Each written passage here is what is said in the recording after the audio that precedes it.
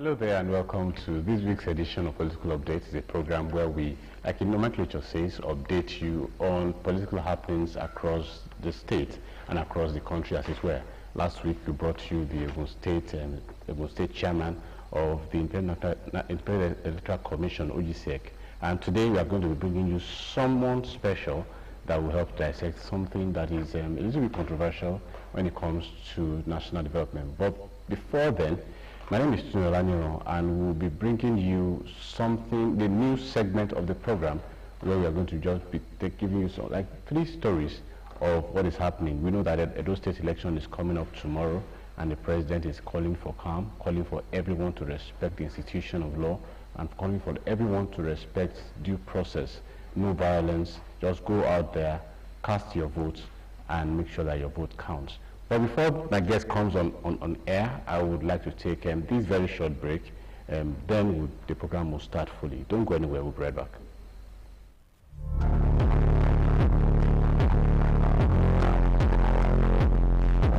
The split among the leaders of the People's Democratic Party, PDP, is widening.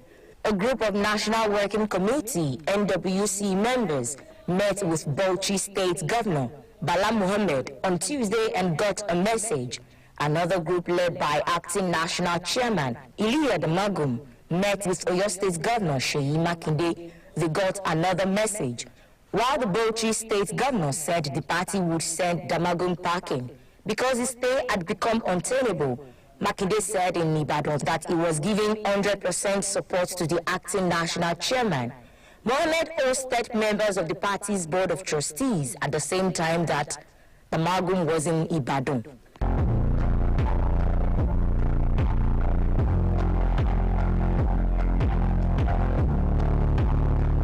Those planning to create crisis before, during and after Saturday's off-season governorship election in Edo State should perish the thought.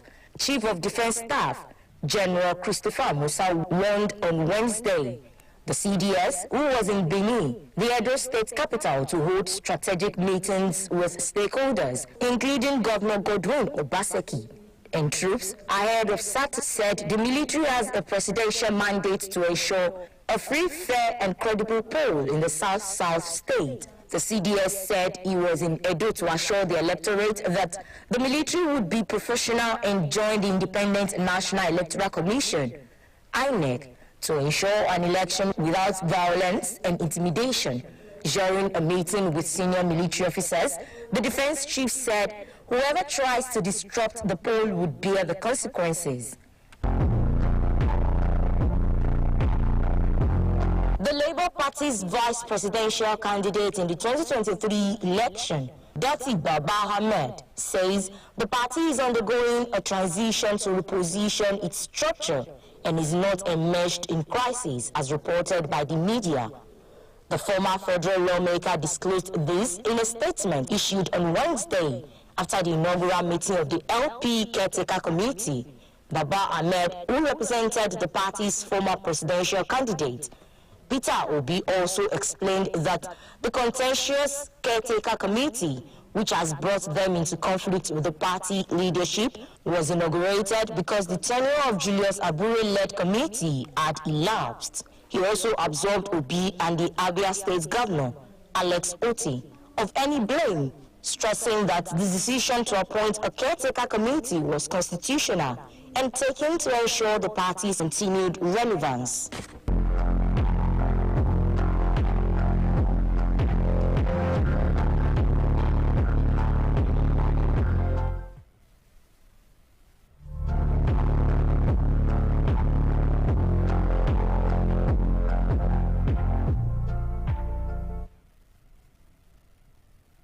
Yeah, welcome back. The program is still Political Updates, and I told you my guest is already in the house, and he's a prince. I am Prince IFEKAYODE AKINBODE, Senior Special Assistant to the Ogun State Governor on Broadcasts, Electronic Media, and Public Affairs. Welcome to Political Updates, sir. Good afternoon today. Good afternoon, Nigerians. We'll be discussing something related to Ogun State, and it's about the investment drive of Governor Dapo Abiodun. We are aware that Governor Abiodun, if there's anything he has done remarkably, is how much of foreign direct investment has come to Ogun State in the last 5 years plus that he has been the governor of Ogun State. But I don't know much. He knows better. So that's what we'll be discussing today, the investment drive of Prince Dapo Abiodun, the governor of Ogun State. Welcome to Political Updates once again. Thank you very much. Yes, we are aware that there are some infrastructures that the government is putting in place to make sure that doing business is easy. One of them are the road networks. One of them is the much talked about Gateway International Airport. One of them is the work going on around the clock on the revival of local free trade zone. I mean, so tell us what is the thing the government is doing to make sure that Ogun State becomes economic giant.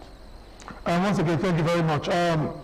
Prince Dr. Dapo Abiodun, by his political trajectory and background, is somebody that is given to all-round development of Ogun State.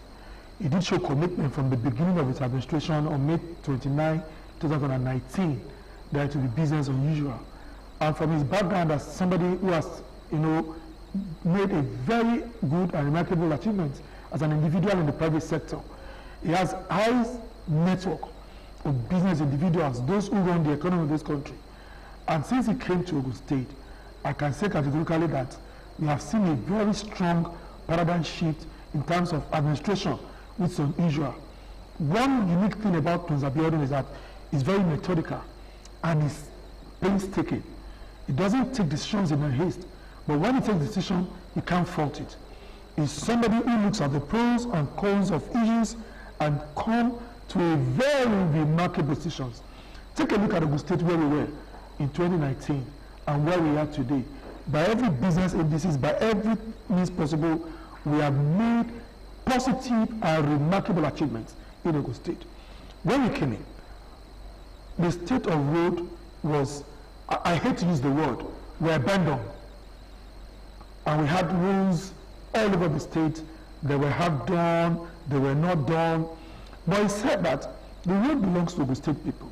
And as a responsible governor and the leader of the state, his own choice was to make life meaningful and bearable to the people of the state. And I can tell you that in the last 5-6 years thereabout, we have done close to 1,000 kilometers of road in Ogun State, across all the territorial district, across the 234 wards of Ogun State. And what he has done is that he had allowed the people to also make contributions in terms of the decision about the rules that we are going to do.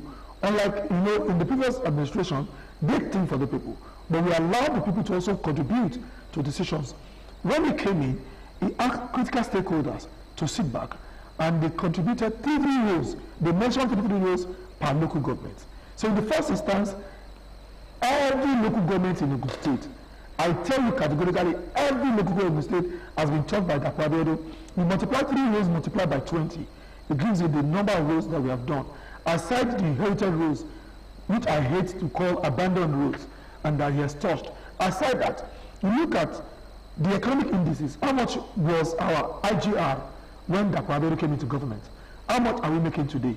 It shows that even without making life, tough for the people, we are generating revenue to drive the economy of the state. There must be something unique about it that is doing, that is, different from others. A lot of investment opportunities are coming to Ogun State. I'm not sure you have been to our Gateway International Airport. They call it cargo. We call it Heteropolis.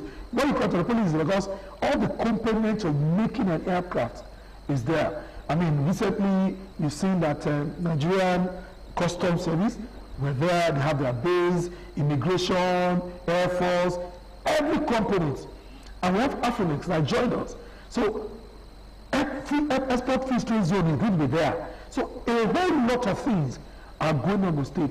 Aside all those things I'm talking about, I've enjoyed harmonious industrial relationship between workers and the government of the state. It has never happened in the history of Ogun State that you find labor union leaders praising a governor. It is not about that the governor is perfect, but that the governor meets the needs and collective aspiration of the people. He sits with the labor leaders, he shows them the book of Ogun State, and they come to conclusions about what is payable and when it is payable.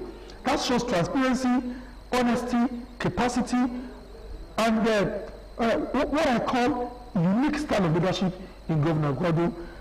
Just 2 days ago, the British High Commissioner was in Ogun State, Dr. Montgomery, and for the first time in the whole of Africa, battery recycling plants will be domiciled in Ogun State, and guess what?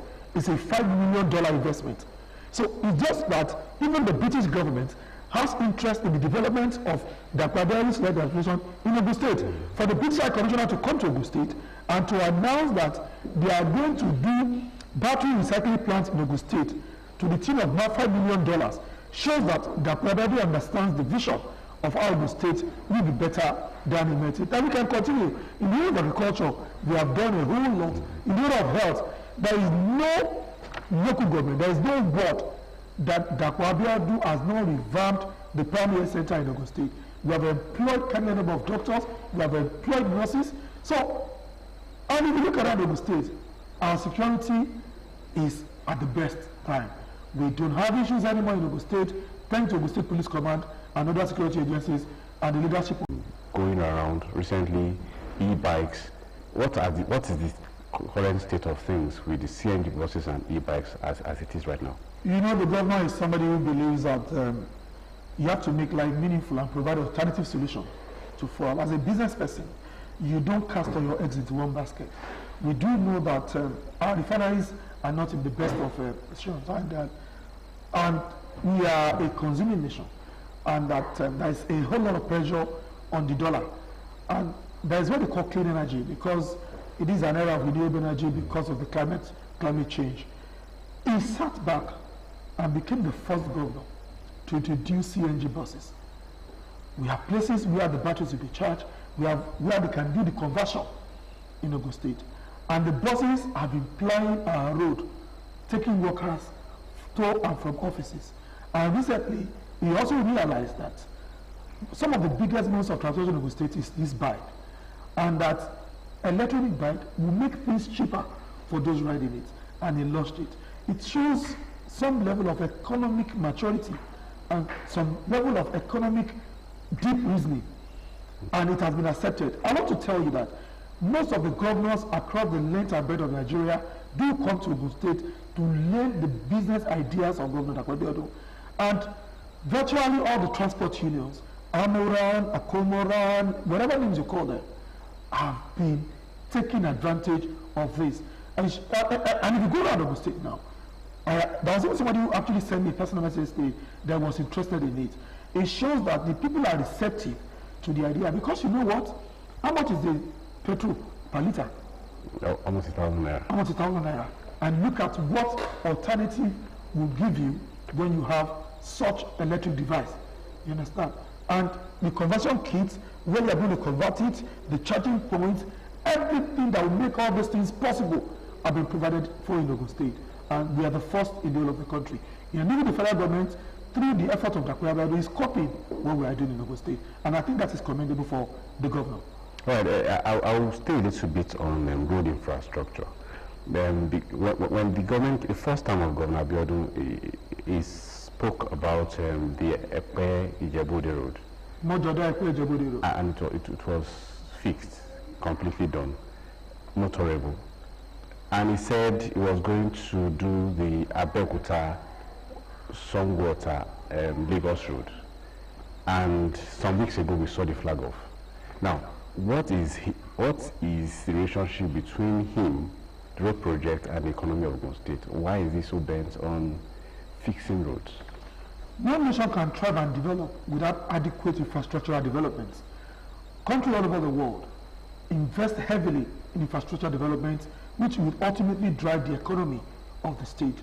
And having realized that Ogun State is the investment destination of Nigeria, and because we are the great state, we need to provide minimum, infrastructure development required. He saw the potential in the Lekki Free Trade Zone and the Dapo refinery along the corridor of Ijebu-Oje-Mojoda, and also did the flyover around that place, which is actually the best in the country, to ease people going to Ondo State, people coming to Ijebu, people going to Benin Express Road, and people coming back to Shagamu there. And look at that road infrastructure. Most people who have houses or lands along that corridor are smiling now. because the level of business opportunities and companies springing up on that road shows a man that is forward thinking. It takes somebody who is very visionary. He knew that, yeah, we lost that refinery to Dangote, but we can take the economic advantage of the proximity of Dangote to Ogun State and the business opportunities inherent in that decision, and he fixed that road. Let me also point out to you the Songo or Abeokuta road. From the one that he became governor, he did everything humanly possible. He went to Abuja more than 6 times, met with the former President Buhari, met with former Minister of Works, Raji Fashola. In fact, the man was also on national television one day and was saying the governor does not have the power to fix that road. And the people of the state were complaining. Thank God for President Bola Ahmed Tinubu, who gave the all clear, and the Minister David Umahi, for a collaboration between the state and Lagos State. If you look at the economic hub of the state, is domiciled along Ota Road. Virtually major companies which provide a source of IGR are domiciled there. And there is no way we cannot fix that road. People are residing there. Companies are there. And that's the shortest road between Lagos and Abeokuta. And that's the straight road. So it connects Ogun Central, Ogun West, and Ogun East. If you get to the junction of Papalanto there, it goes straight to Shagamu. The other one goes to Ilaru, and we come straight to Tori, it comes to Central. So you see that road is pivotal to development of the state, and we want to thank President Bola Ahmed Tinubu and His Excellency Governor Dapo Abiodun for ensuring that it never got tired. And there are about 4 gangs now fix that road, and with a record of 18 months, according to the governor, that road will become motorable, and all of us will be very proud that we're indigenous of Ogun State. So what is the significance of road to the economy? It's simple. It drives infrastructure. It drives the economy. Once you have road, for example, big vehicles taking finished product from this company from one end to another in the supply chain will have possible opportunities. It will stop the manpower time, the time they will use, wear and tear of their vehicles conveying it. It will stop it. It will also ensure that minimally the revenue generated will increase. Aside that, it makes opportunity for small-scale businesses to also thrive. Because between me and you, if you go to a company that the rules are not possible, the opportunity of going will be limited. In fact, further investment will be limited. Now, those who have land across the places will ensure that they meet maximum opportunity through investment opportunity. It will also ensure that the government also make a lot of money when company begins to spring up in that axis. So it's a biosynthetic relationship, the government, the people, and investors. So those 3 opportunities will ensure that the government smiles to the bank, the people are happy, and most importantly, employment opportunity for the young folks of the state. Because when you create infrastructure, you create employment. When you create investment, you create employment. When you create road architecture, you create employment, and you make life meaningful to the people. Now, I would like to take you up on something, because our time is almost up.